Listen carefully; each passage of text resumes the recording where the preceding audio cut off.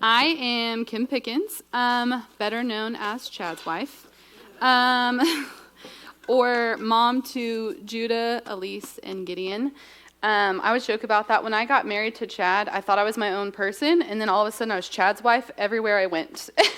And then we had Judah and Elise, and I became Judah's mom and Elise's mom, and so I do joke about that, but I will say Chad's my better half, and I love our 3 wild and wonderful kids, and so I'm honored to be known in my relationship to them. So just a little bit about me. I grew up not far from here, went to Deer Creek schools, so like southwest of here, kindergarten through 12th grade. Oh, I think we had a picture. That's my family. So that was us in Mexico this spring. So yeah, Judah's almost 7, Elisa's 5, and Gideon's 3. So I grew up not far from here. I went to Deer Creek K through 12. And then I went to Oklahoma State University, where I got my Bachelor's of Arts in Foreign Language, Spanish, right, Maria? Uh-huh. After that, I went to the University of Oklahoma Health Sciences Center, where I got my Master's of Occupational Therapy degree. And then we moved to Dallas. So Chad was in Dallas when we were dating, and we got married. And then I joined him, and I worked as an OT, an occupational therapist there, for a few years. And we did ministry there together, and it was really good. He worked as the outreach minister. And so that was some really good times there where the Lord used us. And then, God has this way of calling us to things that we never thought that we would do. I always imagined that I was going to work full time. This was my calling. This is what I was doing. And then God's like, actually, I'm going to have you stay at home with your kids. And I was like, okay, plan change. And so I have stayed at home with my kids since my daughter Elise was born. Then again, God did what he does. He's like, okay, and now you're going to homeschool them. And I'm like, oh, okay, I'm going to figure that out. And so I've been just teaching my kids for the last few years, and it's been a joy to raise them and watch them grow and watch them flourish. But it wasn't something that I anticipated. But I think that's what God does. That one thing that you're just like, I'm never doing this. God's like, just wait. I'm calling you to that. And then this last December, we added 2 bonus kiddos through kinship fostering. And so they have joined our family. They've been with us for almost 9 months, and that has had a profound impact on our lives. And so that's kind of part of the story, part of my testimony that I'm sharing with you tonight. So when Chad and I started dating, we both really we talked about fostering and or adopting in the future. Chad had been in college. He had worked with kids in foster care and stuff like that. So we had been praying about it for a really long time.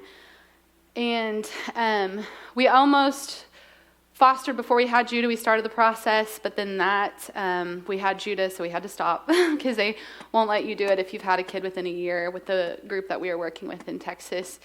And so then Elise came right on the heels of Judah. And then we came to Guthrie. God called us here. And there was a lot going on with ministry and all of that. And so we're like, okay, this isn't really the right timing for us. We'll just wait and see what God has. And then Gideon came in like a storm. And then we were just getting used to having 3 little kids. I want to say that Judah was 4. So 3 kids, 4 and under.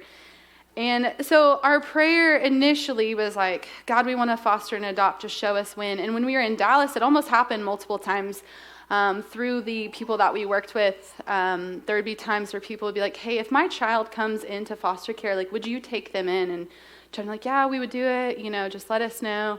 Or a grandmother or an aunt would tell us hey, if this happens, could you take them? But that ended up not happening for various reasons. Thankfully, most of them didn't get removed from their homes, and they were able to stay with mom and dad and grandma and all those.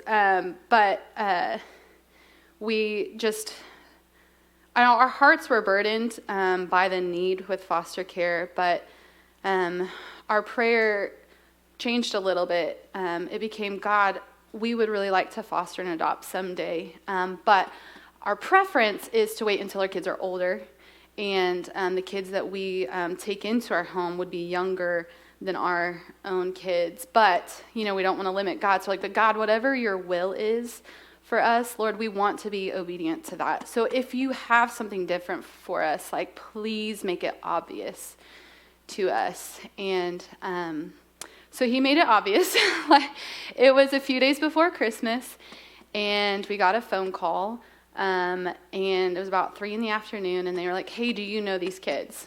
Yes, I know them, and I joke about, I was a little nervous because they're like, this is the Department of Human Services. And I was like, oh no, did someone turn me in for homeschooling? I swear I'm educating my children. But it wasn't that. They were like, do you know these kids? I was like, yes, I know them. They said, would you want to be an emergency plan for them? I was like, yes. And so it kind of all of a sudden, God was just like, here's your time. This is me calling you. And so not very many details were given to us when they gave us the call. They let us know lots of paperwork, all these people are going to be in and out of your home. They're going to check every nook and cranny, we're going to need references, and so at first it was just really crazy. And the kids didn't get there until 9:30, and then they didn't leave our house till 11:30, midnight that night. And so it was an easy yes, though, because Chad and I had been praying for this 10 years. God, when it is time, just make it known to us. And so, we were just praying that when the time came, that we would be ready, to get off the bench and get on the field, that we would be ready to get in the trenches and, love and serve whatever kids he brought to us. But fostering is a really romantic idea, we found out. In theory, you're oh, this is going to be really great, and we're going to provide a loving, safe home, and we were just really naive. We felt that that the hardest part would just be the logistics. How do I take care of 5 kids? The groceries, we're going to have to buy more groceries and figure out how to cook for a bigger group. We're going to have to shuttle people to practices and pick them up from school and all of that. Get different vehicles because I drove a car. But the reality of it was pretty sobering. Caring for kids who've experienced both acute and chronic trauma and who were raised in a home very different from our own, it was just harder than I could have imagined. And I'm not saying there's not been good things. There's been really good things, but it just came to this point where it just got really, really hard, because it's affected and really changed almost every area of our lives. Some for the better, and then some we're still praying that God will work positively through it and just change things for his glory and the good of our family and kids. But through fostering, what God revealed to me most was that of my dependence on God. Dependence on him and his church. When God calls us to things that are both hard and holy, that's not something that we can bear alone. So I told Chad about this. He thought it was really funny. But so I'm a very self-sufficient, independent woman. I like to do things on my own. Don't like to ask for help. It's so bad that we'll be going to soccer, because I coach soccer for our 2 kids, and I'll grab the soccer bag and all 4 lawn chairs and the diaper bag, and then my 3-year-old's carry me to, and I'm okay, and I'm throwing him on. And Chad just looks at me and he's like, you want to carry this too? Come on. He actually always is come on, little pack mule, put some more weight on. And so that's his way of reminding me, you are doing too much. Let other people help. But my outward tendency to be independent and take it all on myself mirrors my inward tendency. I thought that with fostering, I could handle it. I was okay, God's going to prepare me when it's time for fostering. I thought that God had prepared me for it by placing it on my heart. I thought that, pridefully, that my own ability to handle and juggle a lot of things at once, God was getting me ready for it. I thought with years of serving children in church, I had a head start. I thought that with my degree in occupational therapy, I was okay, I know development, I know trauma, I've done training, I'm going to be ready for this. I thought, like, okay, so God gave me this personality that's highly sensitive. And so, like, I am really aware of how people are feeling and their emotions. Like, God's going to use this. I'm ready. I thought through motherhood, God has grown my patience. Like, okay, like, I'm getting strong. I can hold this burden on my own. You know, I thought my husband's really patient and really good with kids. And so, like, this is, you know, we've got this. Like, we're ready for this. I thought because of the years of ministry that we had with all these different kids and all these different personalities from all these different backgrounds, like we'd be ready and we'd be prepared. And I thought, you know, God made me strong, able to carry so many burdens, and he'd keep making me strong, like Samson, but not physically, but strong in capacity to shoulder the hard things. And I knew that it would stretch and challenge us, but I was ready to carry the burden and the weight of it. So I was like, okay, God, I've got it. Like, you've prepared me, you've called me. I'm ready to hold this burden. I felt a lot like Moses when they marched against the Amalekites in Rephidim. We don't know how Moses knew that God was going to have him, like, hold his hands up for the battle. But I'm guessing that God either told him or he realized it from how God continued to provide miracles through the use of the staff. But regardless, I'm going to read to you from Exodus 17, 8 through 11. And so it says, Then Amalek came and fought with Israel at Rephidim. So Moses said to Joshua, Choose for us men and go out and fight with Amalek. Tomorrow I will stand on the top of the hill with the staff of God in my hand. So Joshua did as Moses told him and fought with Amalek, while Moses, Aaron, and Hur went up to the top of the hill. Whenever Moses held up his hand, Israel prevailed, and whenever he lowered his hand, Amalek prevailed. I can just imagine how it started out. Like, Moses is like, okay, I have my hands up, and we're winning. Like, all I have to do is keep my hands up. But, as he has his hands up, much like I was, like, in our fostering process, like, he has his hands up and then he gets weary and he gets fatigued. And as time dragged on, like, Moses' strength began to fail. Like, listen, this dude was old. Like, and he was in much better shape than I am, but, like, he's old. Like, he's standing up there and he's holding his hands up and he's getting tired. And I just think about when he saw the Israelites. And he saw his arms start to drop, but he saw his own people, his brothers and his friends and his cousins starting to get slain. I imagine he began to fear and began to despair. Like, God, how is this going to happen? Like, I don't have the strength.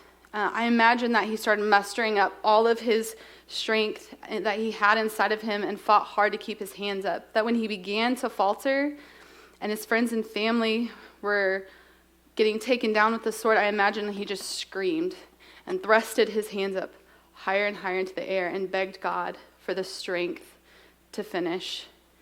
And that was me too. In our journey with fostering, I thought that I had the strength. I held my hands high. I took on all the extra burdens. I was like, we can do this. I did everything to the best of my ability. And I thought, if these were my kids, this is what I would do. Got all the services, talked to all the teachers, kept up on everybody. But as time dragged on, I grew weary.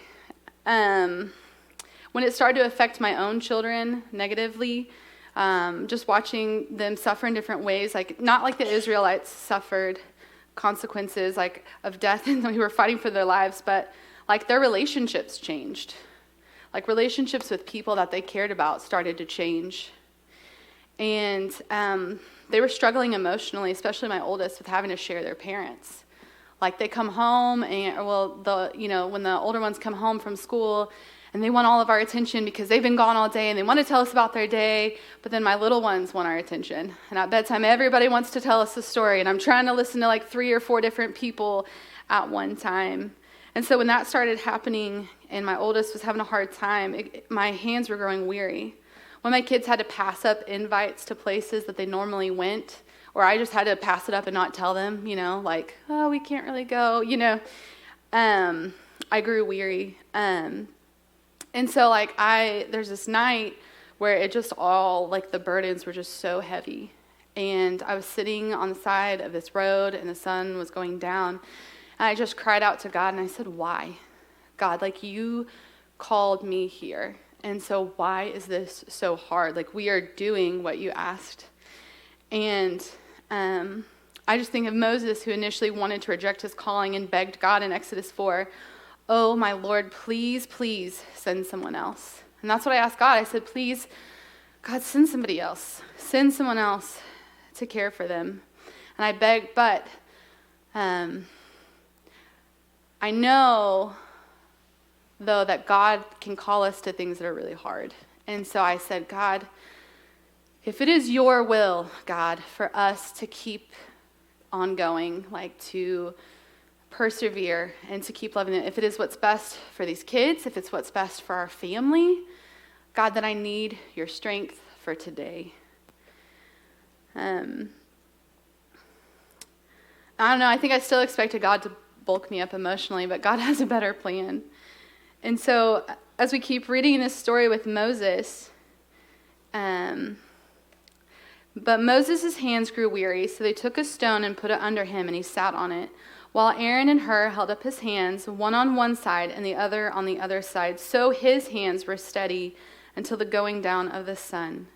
And Joshua overwhelmed Amalek and his people with the sword. So God met me on that side of the road when I was sitting there in the grass as the sun was fading, crying out to him, asking him to remove the burden or give me the strength. My heart was heavy and full of sorrow. But God reminded me that he was with me, as he was with Moses, and he didn't intend for me to do it alone. When God calls us to do things in his name, to the hard and the holy things, he never expects us to do it alone. Sometimes, like at the beginning of Moses' ministry, he wants us to rely on him. He's going to give us the strength, and he is enough. But other times, he wants us to be ministered to by his church, his bride, that he created for this purpose, that we would come alongside one another, so that each of us can carry out his will for our lives. God reminded me as I poured out my heart to him that night when I felt like my adversary was overwhelming me, that he never calls us to a life of comfort, to the easy path, but he will provide all we need to walk the hard and holy path. And so he provided to me in the person of my sister-in-law, who saw me on the side of the road. And she stopped and she was like, hey, what's going on? And she sat with me while I cried and poured out my heart to her and shared things that I couldn't share with just anybody. And she listened and she prayed with me, and she continues, she'll check in, how's everything going? What can I be praying for you? He provided for me in the person of Michelle. So Michelle, I know you love attention. I'm calling you up here to hold my hand. Like, I need you to come hold my arm up, Michelle. For real? Yeah, for real. It's a visual. So he provided for me in the person of Michelle and her sister Tanya, who, I know you're making me cry. I should have worn different mascara. Who, 2 days before Christmas, they intentionally selected gifts for our bonus kids so that when they were outside of their home, and that they didn't know where their parent was or what was happening to them, that they would have gifts at Christmas. Lots of beautiful gifts that they intentionally selected for these children, knowing their likes and their ages and their preferences. And so Michelle and her sister gift wrapped all of them so I wouldn't have to, and they delivered them right to my car so that these kids would have something to open. Just to make the day a little easier and a little lighter. And he provided to me through Lana, who watched our 5 kids. Yeah, you can go. Who watched our 5 kids so I could go to court. And she even did my dishes. And there was a lot of dishes. And so, yeah, and I didn't even realize it until later. I was like, Chad, did you do the dishes? And he was like, no. I was like, it was Lana. I need to tell her thank you. So thank you. He provided to me and my friend Amber, who found and delivered a bed so that our bonus son had a place to sleep. And she also one day left her family. She was preparing dinner, and she left when I called her so that she could come and sit with my children so that I could go up and sit with my husband and his brother and his mom while they said goodbye to their grandma. She was passing away. And so I called my friend. I said, they have minutes left. Could you come here and sit with my kids so I can go up there? And she's like, yep. And so she left her dinner and told her husband, you need to finish dinner, and like ran out and came and sat with my children so I could be there with them as they said goodbye to my husband's grandma. He provided to me through my friends Anna and Kendall, who provided a mattress so our bonus son would have a place to sleep, who always welcome our crazy family with open arms and plenty of food in the German way. He provided to me through my friend Laura, who stayed with our bonus daughter for a week and acted as a chauffeur and confidant and took care of the teenager while we went to church camp so that we could still do ministry. He's provided to us through my friend Julia, who's loved and watched our bonus kiddos, so we can go on mission trips to Mexico or just to have fun sleepovers for the kids. And she always gives us free haircuts. I'm not advertising, but she does a great job. And she's given we've done lots of ride sharing, and so that makes it easier so I don't have to load up the whole van with kids to go pick up the teens. He's provided to me through my friends Tara and Stephanie, who have been listening ears and let me share with them in confidence the things that are going on. And Stephanie's listened a lot on work days when I come in and talk to her. He's provided through my parents who've embraced our bonus kiddos as their own. Through both Sharons, who've brought us fresh peaches this summer, because we always need food in our house, and so they just brought some yummy, delicious fruit. You guys can sit down now. Thank you so much. So God just reminded me all the people that he has used to provide for us, to allow us to walk this hard. And I could go on, y'all. There's so many people who've been praying for us, who've come alongside of us, who've just been there and been the hands and the feet of Jesus to us. And so the purpose of my talk tonight is twofold. One, to say thank you to everyone, because I know I've had lots of people praying and checking in and who've come alongside and given Bibles and rides and advice and a listening ear. And so one, I just want to thank our family here. Just thank you guys from the bottom of my heart, from me, I'm going to cry, and my family. Thank you for being the hands and the feet of Jesus, so that Chad and I and our family could walk out the path that God has for us. And then the other thing I wanted to do tonight is just to encourage y'all to keep loving people the way that you've loved us, and to remind you to accept and even ask for help from other people in the family of God. Don't be like me and try to do it all on your own, but God gave us to each other because we need each other. You can't do this alone. We are all called to ministry. Ministry is not something that happens when you go to Bible college and you get a degree. As you know from my little intro, I never attended Bible college. I've never taken a Bible class a day in my life outside of going to church. But when we place our faith in Jesus, he is calling each one of us to a specific ministry. He wants us to influence our corner of the world. He's placed each of us in a specific place and with specific people, and he wants us to influence that for his glory and for the good of the people around you. And so I just want to ask you tonight, where is God leading you? Is he asking you to help bear another's burden, to support their arms as they walk out God's calling on their life, to say yes to something that you're okay, hold on, God, let me get strong, and then I can handle this thing that you're calling me to. But is God tonight telling you, I've already prepared you and I'm calling you now, because I'm going to do this through you, through my power, not through your strength, but mine. And I also have people ready in place to support you. So I want you to think, is that what God's calling you to do? Is he telling you that it's time and that he's going to use these people in your life to help support you so that his will for this season of your life be fulfilled? And it reminds me of 1 Thessalonians 5:11 through 18. It'll be on screen. So this is what God is calling us to do. Therefore, encourage one another and build one another up, just as you are doing. We ask you, brothers, to respect those who labor among you and are over you in the Lord and admonish you, and to esteem them very highly in love because of their work.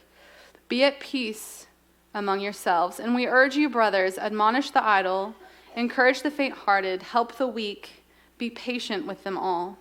See that no one repays evil for evil, but always seek to do good to one another and to everyone. Rejoice always, pray without ceasing, give thanks in all circumstances, for this is the will of God in Christ Jesus for you. So I'm asking you, who do you see that needs encouragement? Is it the mom of littles who's in that never-ending season that's often unseen and often unappreciated, just where they're doing laundry and dishes and wiping those cute little bottoms and cleaning up the constant messes? Is he asking you to encourage the widow who's still trying to adjust to the silence of their home? Is it the retired woman who's trying to find her purpose and calling in this new season of life? Who needs encouragement? Is it the mom who's rushing to all of her kids' games, trying to snap a photo or two and just soak in every moment because they know that it's going to be gone soon? How about the empty nester who suddenly found herself with free evenings? So what can you do? When God puts these people on your heart, like, what can you do? And my answer is that the opportunities, they're limitless. Like, it's only as limited as your imagination is. I have some suggestions. Bring a meal to an overwhelmed mom, or just sit in her messy house and be a listening ear. Give her an adult to talk to for a little bit, and bring her the gift of friendship. Bring your band of children over to the widow's home and let laughter fill up her halls again. Sit next to the mom in the stands and cheer for her baby who's out there doing their thing. Get coffee with somebody who's struggling and just see them the way that God sees them, without judgment or pretense. Just recognizing that they are God's beloved child, that they were made in his image, and bring them encouragement and unconditional love. You can go out and do a fun painting night with a single woman who's wondering why God has had them in this season for so long, and remind them that their worth is not in their marital status, but in the very complete person that God has created them to be. You can take a teenager out for a meal, or take her and her friends to a movie or an arcade night and just listen to them share about the drama of their lives. But be ready to listen a lot. I know, mom of teens, she knows. But yeah, trust me, you gotta like get some sleep. If you're gonna do that last one, get some sleep first, because there's a lot of listening to be done. But just remember that whatever you do, like whatever God is calling you to do for these people, like you're doing it for Jesus. In Matthew 25:31-40, Jesus tells us that what we do for others, that we are actually doing for him.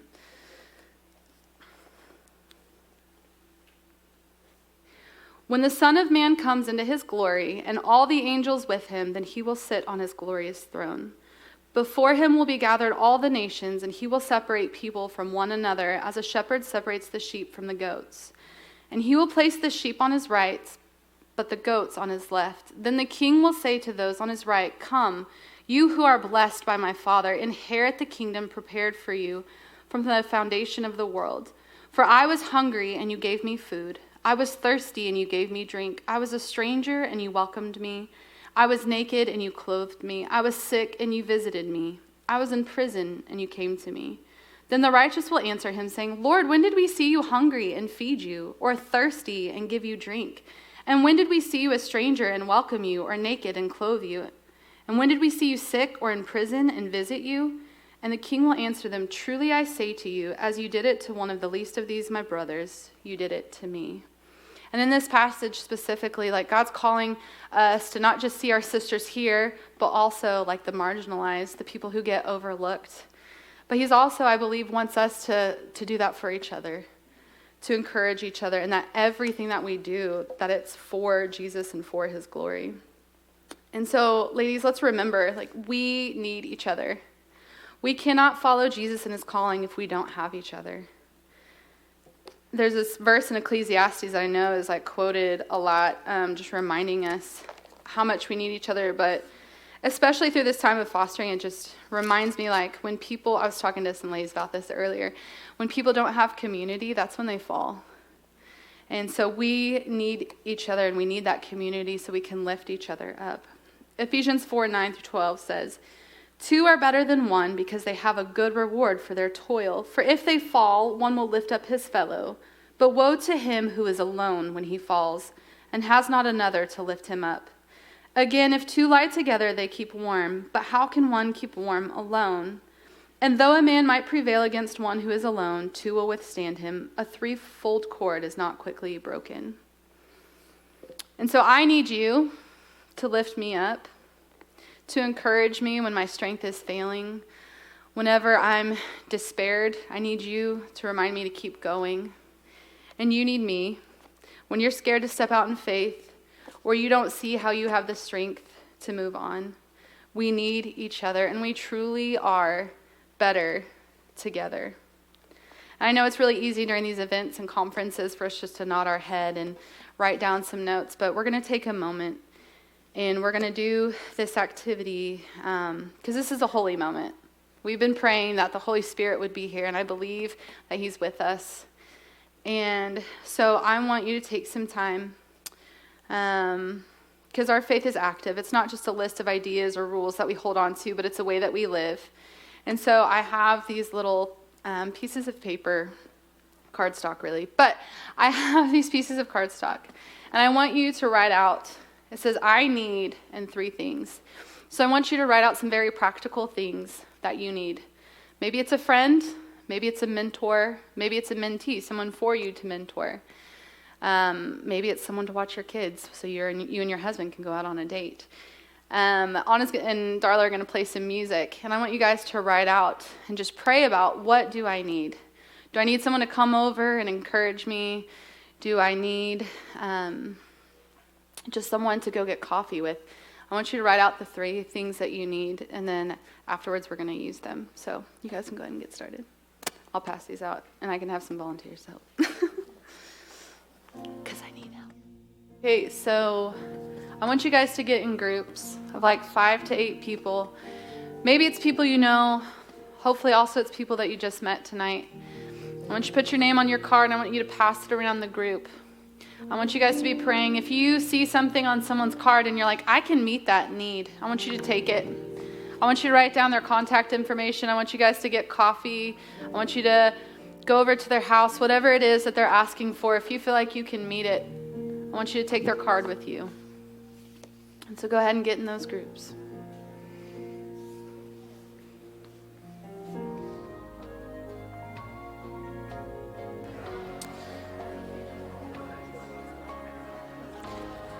All right, we're going to go for 1 more minute. But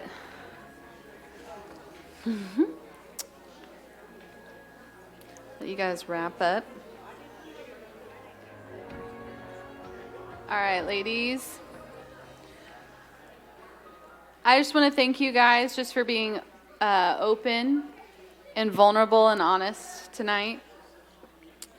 It's not going to end here. So if your card wasn't taken by somebody, I just encourage you to find somebody and talk to them this week. I know that there are times where I have felt unseen, that my work goes unseen and unappreciated. And like in those times, God has told me to go ahead and turn my eyes from myself to someone else and encourage them for the work of theirs that probably goes unseen. It happens a lot in my marriage. I'm like, I've been doing all these dishes, and Chad doesn't even notice.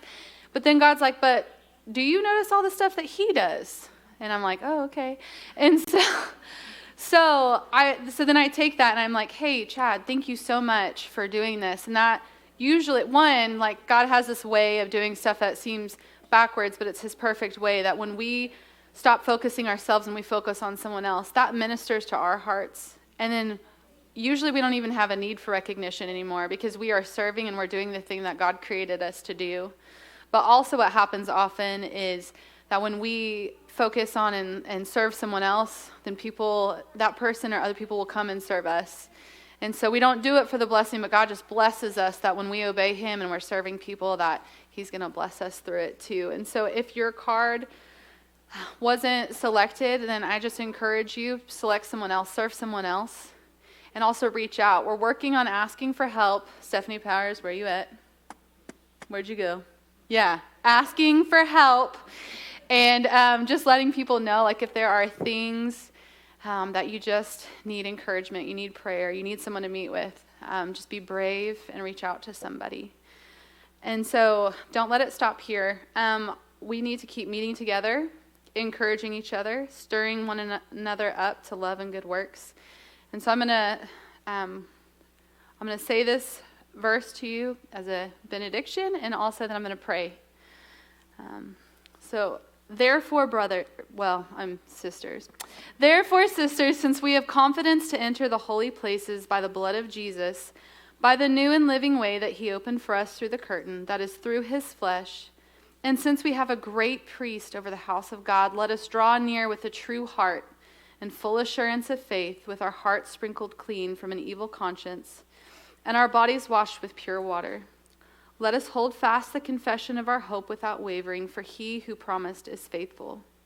And let us consider how to stir up one another to love and good works, not neglecting to meet together, as is the habit of some, but encouraging one another, and all the more as you see the day drawing near.